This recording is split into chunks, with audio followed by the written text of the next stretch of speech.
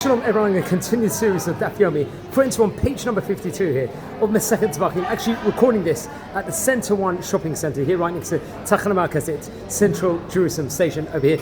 Just want to share some words within regards to the daily page, once again using Rabbi Adin Steinsaltz's extra notes on the Talmud. Now friends, in today's page, the Mishnah that begins actually on today's page discusses, let's just say, the placement of both communal and individual sin offerings. That's what it's going to talk about.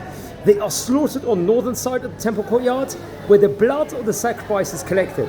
The blood is then taken by the priest, the Kohen, to the altar, where it's placed on each of the four corners of the Mizbeach, like we've learned about before. The Mishnah specifies that the Kohen is to, let's say, walk up the ramp and walk along the Sovev, the edge surrounding the altar, beginning with the southern eastern part and continuing to the northwestern part, the northwest corner, and finally the southern corner, placing the blood on each one of the corners in its succession. That's what it's talking about. We are very much relating over in today's page. But what's interesting is the outer altar, let's just say over here, of the courtyard was 10 amot high and at 6 amot above the ground level. And at the top of the altar it became thinner, so that there was an amma wide step at the edge of the Mizbeach.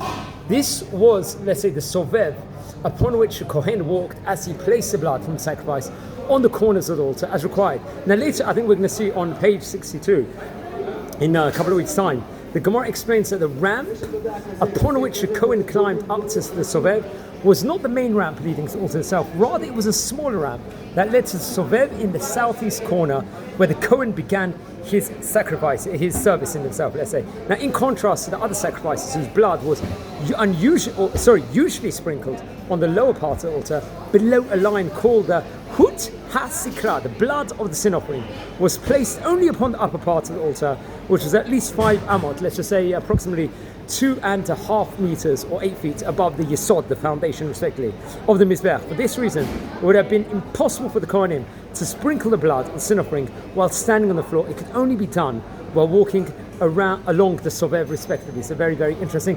This happens to be taken from the notes of Rabbi Adin Steinsaltz over here, just in an ultra-Orthodox-ish shopping center over here in Jerusalem, called Center One, popularly known as Center One, on a very, very busy day, but very good day. Nothing beats being in Jerusalem and sharing over some words of Torah, friends. So wishing you a fantastic day. Shavua Tov Brach.